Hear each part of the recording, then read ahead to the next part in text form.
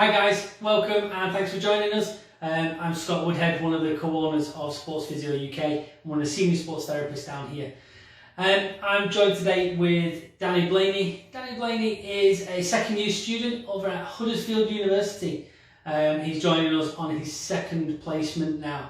This is his first placement within the private setting, and he has completed his first placement within the NHS, the Falls. Yeah, it was a falls community. prevention team, community based, going out into the patients' homes, assessing the area, seeing what's going on, and doing physio in that sort of setting. Excellent. So what we want to sort of just have a bit of discussion today over how you're finding your placements, everything like that, what it's like for a student in a private setting, a private placement. But let's go back a while and let's just have a chat about you as a person. So what sort of got you into this world? What progressed you into physio? Well, I left school pretty early. I didn't get the GCSEs that I wanted, so I needed to redo them. But before that, I was in building, so I did labouring for roofers, bricklayers, property developers. Really nasty work, dust everywhere, not enjoyable. I also taught martial arts as well at one point, but it was something that I really liked and I'd always wanted to do. It was really long hours, and it was very sales based as well. What sort of martial arts?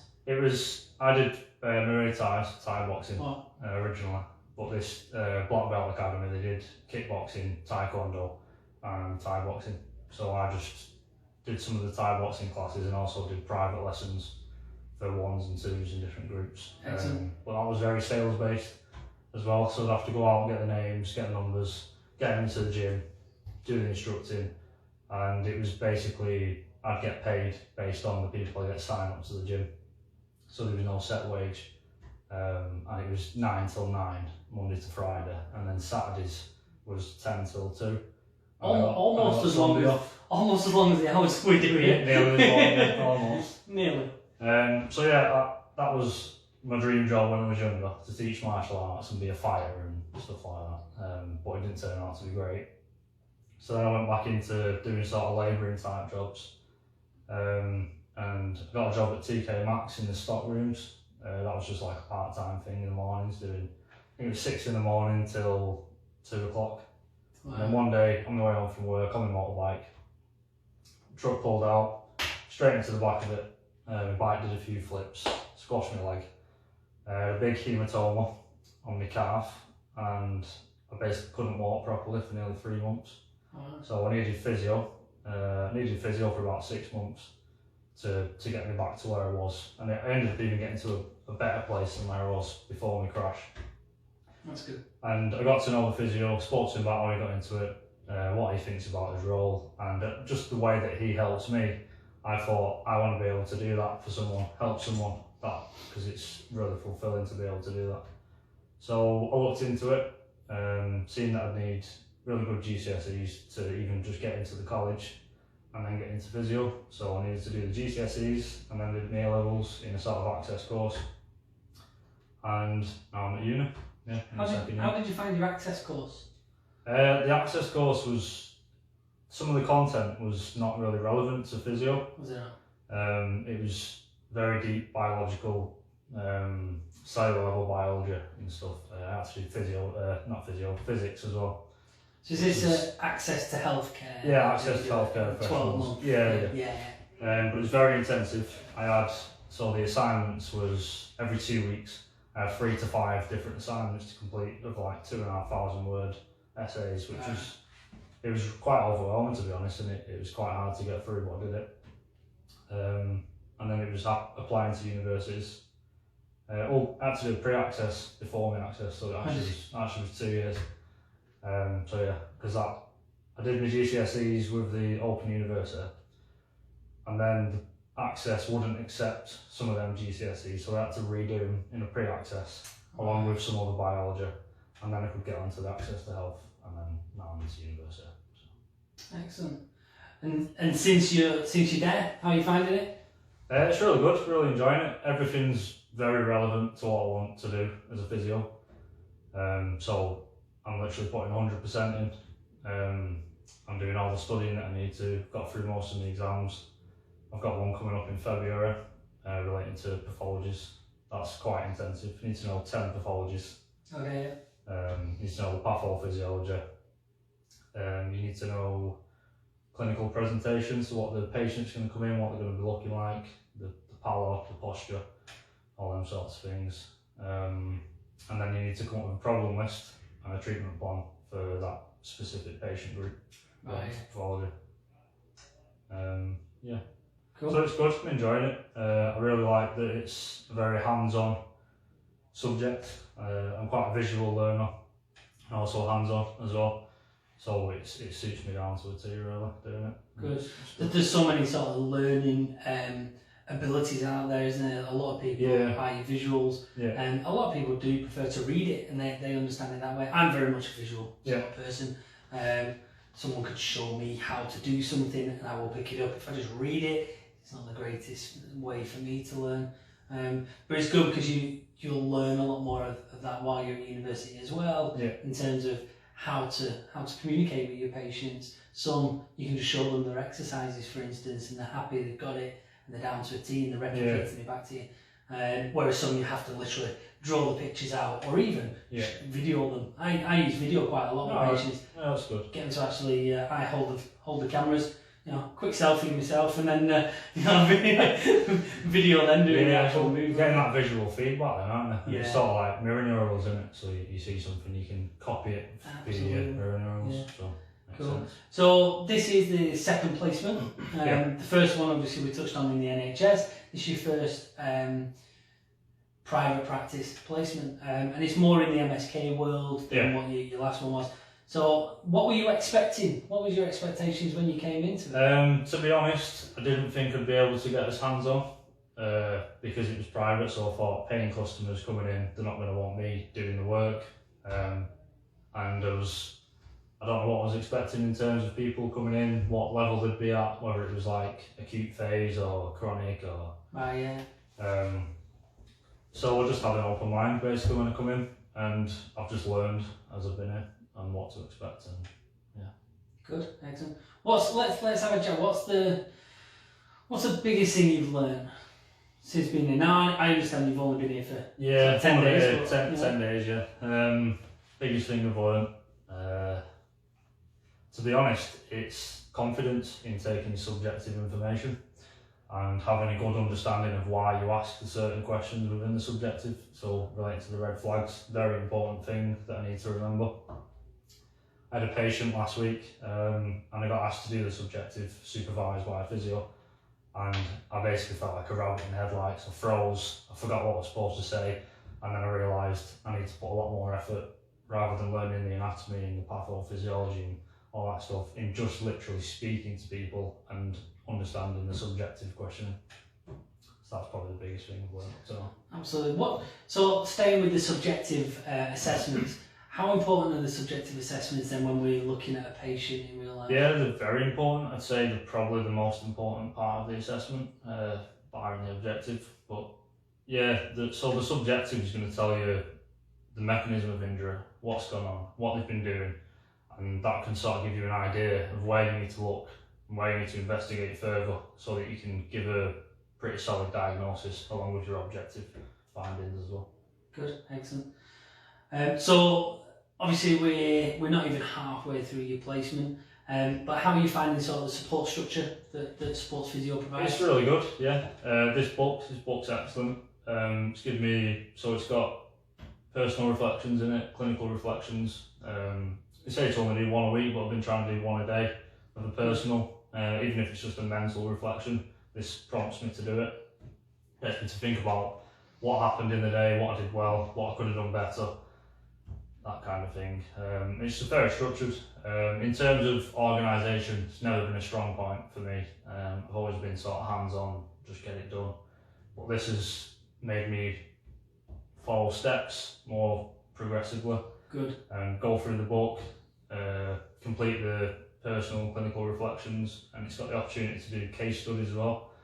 So if I get a patient coming in that's quite interesting, an interesting case, and I've learned something from it, then I can take this book home, do a case study, do some online research around the latest findings and studies and best ways to treat, and they can bring that back in, present it to you or another physio, and come up with an idea, a treatment plan for the patient the next time you see them.